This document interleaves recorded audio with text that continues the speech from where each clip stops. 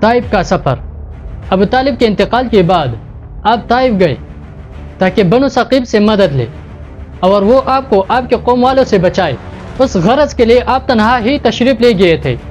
طائف پہنچ کر آپ ثقیف کے چند آدمیوں سے ملنے گئے جو اس وقت ثقیف کے سادات اور اشراف تھے۔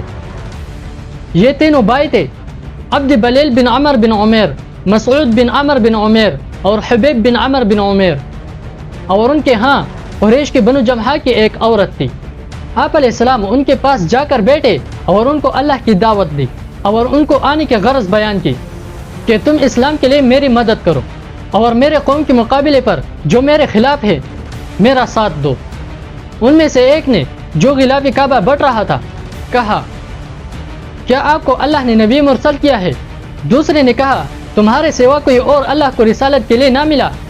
تیسرے نے کہا، میں تم سے ایک بات بھی نہیں کرتا، کیونکہ اگر تم واقعی جیسا کہ تم کہہ رہے ہو رسول ہو تو تمہاری بات کی تردید میں نہایت درجہ خطرہ ہے، اور اگر تم اپنے دعوے میں جوٹے ہو اور اللہ پر ابتراء کرتے ہو تو تم اس قابل نہیں کہ میں تم سے بات کروں۔ رسول اللہ صلی اللہ علیہ وسلم ان کے پاس سے اٹھ آئے اور آپ ثقیف کی طرف سے مایوس ہو گئے۔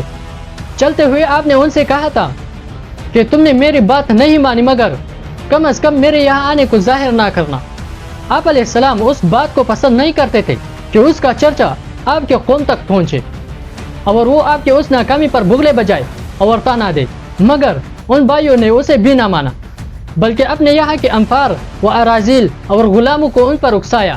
انہوں نے آپ علیہ السلام کو گالیاں دیے اور آوازیں لگائی، یہاں تک کہ ایک جماعت آپ علیہ السلام پر چڑھ آئی اور اس نے آپ علیہ السلام کو عتبہ بن ربیعہ اور شیبہ بن ربیعہ کے احاطہ میں چھپنے پر مجبور کر دیا۔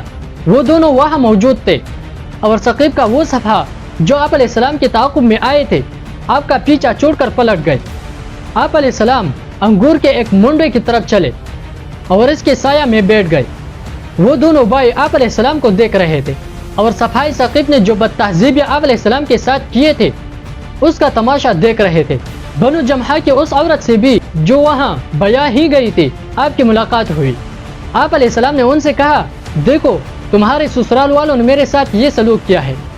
جب آپ علیہ السلام کو ذرا اطمینان ہوا تو آپ علیہ السلام نے دعا کی، خدا میں اپنے کمزوری اور لوگوں کے مقابلے میں اپنی مجبوری کی تجھ سے شکایت کرتا ہوں۔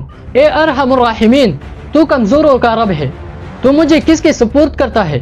کسی اجنبی کے جو مجھ پر ظلم کرے، یا تو نے میرے معاملے کو کسی دشمن کے حوالے کر دیا ہے؟ اگر تو مجھ سے ناراض نہیں ہے تو ان مصائب کی میں پرواہ نہیں کرتا۔ تیری حمایت میرے لیے بہت زیادہ وسیع ہے۔ میں تیرے اس نور کا واسطہ دے کر جس سے تمام تاریکیاں روشن ہوئی ہے اور جس پر دنیا اور آخرت میں کامیابی کا مدار ہے، اس بات سے پناہ مانگتا ہوں کہ تیرا غصہ اور غضب مجھ پر ہو۔